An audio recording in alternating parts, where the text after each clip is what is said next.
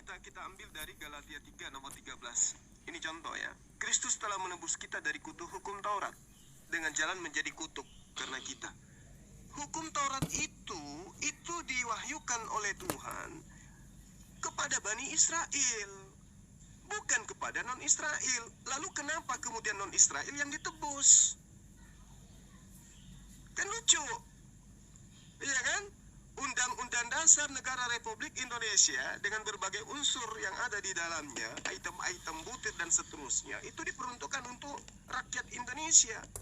Lalu kenapa kemudian rakyat Filipina yang ditebus dengan membunuh orang untuk membebaskan rakyat Filipina dari Undang-Undang Dasar 45? Nyambung gak? Gak nyambung. Yeremia 31 nomor 33, ya, hukum Taurat itu dimasukkan oleh Tuhan ke dalam batin setiap Bani Israel. Di dalam Ulangan 27 nomor 26, terkutuklah dia yang tidak menepati hukum Taurat ini dengan perbuatan. Kristen muncul. Dikatakan tidak ada orang yang bisa melakukan hukum Taurat. Lah, memang hukum Taurat untuk kalian. Kalian mau meninggalkan hukum Taurat secara total pun tidak masalah, karena hukum Taurat itu bukan untuk kalian. Lucu. Kalian mau tidak melakukan Pancasila, ya bukan urusan kalian. Kenapa? Kalian bukan rakyat Indonesia. Kan begitu. Terkutuk orang yang tidak melakukan hukum Taurat. Maksudnya terkutuk Bani Israel yang tidak melakukan hukum Taurat dengan mempraktekannya dengan perbuatan. Tiba-tiba muncul Yesus mati di atas tiang salib dengan terkutuk untuk membebaskan kita dari hukum Taurat. Apa hubungannya? Kenapa kalian yang dibebaskan dari hukum Taurat rupanya? Apa hubungannya dengan itu?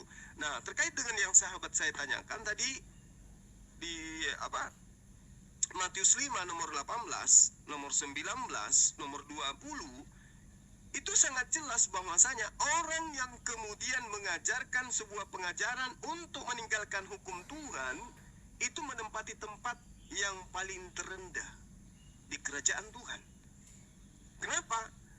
Karena Yesus mengatakan gini, aku berkata kepadamu, sesungguhnya selama belum lenyap langit dan bumi, satu iota atau satu titik pun tidak akan ditiadakan dari hukum Taurat sebelum semua terjadi. Jadi sebelum langit dan bumi ini lenyap, maka selama itu juga tidak boleh dihilangkan setitik pun dari hukum Taurat itu sendiri. Apakah ada data yang menguatkan pernyataan itu? Ada. Contoh misalnya di dalam Matius ya, di situ diterangkan di dalam Matius bahwasanya lebih mudah langit ini lenyap, lebih mudah langit lenyap daripada hukum Taurat lenyap. Coba.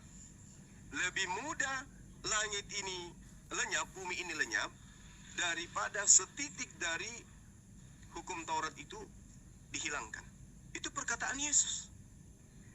Nah, artinya bahwasanya ketika teman-teman Kristen, mohon maaf nih, ini interest sedikit lagi. Ketika teman-teman Kristen mengatakan dengan matinya Yesus di atas tiang salib dengan cara terkutuk, ya, maka kita dibebaskan dari hukum Taurat dan segala ketetapan yang ada di dalamnya.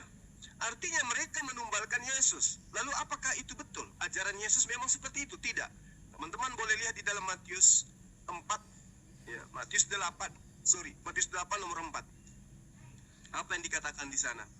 Ketika ada orang yang sezamannya meminta kepada Yesus tentang penebusan dosa, apa yang dikatakan? Pergilah kalian ke imam, lalu kemudian jalankanlah persembahan seperti persembahan yang dilakukan oleh Musa. Berarti persembahan yang dilakukan oleh Musa dengan hewan, bukan dengan manusia. Yesus loh yang mengajarkan itu, bahwa persembahan yang harus diperhatikan adalah persembahan yang sama seperti Musa, bukan persembahan dengan mempersembahkan manusia di atas tiang salib. Yesus tidak pernah mengajarkan itu. Jadi mereka menjadikan Yesus sebagai tumbal. Untuk apa? Untuk memuaskan diri mereka bebas dari hukum-hukum Tuhan. Apa pembuktiannya? Galatia 1 nomor 5. Galatia 5 nomor 1. Itu. Jadi memang sangat jelas tuh. Mereka mengatakan dengan matinya Yesus di atas tiang salib, maka kita dimerdekakan dari aturan-aturan dan dibebaskan dari kuk penghambaan. Efesus 2 nomor 15. Dengan matinya Yesus di atas tiang salib, maka dia telah membatalkan hukum Taurat beserta segala ketetapan dan ketentuan yang ada di dalamnya. Bahkan kalau kita lebih jauh, di dalam 1 Yohanes 2 diterangkan bahwa anak-anakku, janganlah kalian melakukan dosa. Tetapi ketika kalian jatuh di dalam dosa, jangan khawatir, sebab ada Yesus yang akan mendamaikan dosa-dosa kita. Bayangkan. Ya, jadi teman-teman sekalian, sekali lagi saya katakan, Galatia 3 dengan Galatia 15 itu Galatia 13, Galatia 3 nomor 13 dan Matius 5 nomor 18, endingnya ada di nomor 20. Di Matius 5 itu. Jadi ini adalah suatu pertentangan yang sangat besar, yang sangat dahsyat. Makanya saya katakan, teman-teman Kristen itu bukan pengikut Yesus, melainkan mereka itu adalah pentuhan Yesus. Itu ending dari saya. Silakan.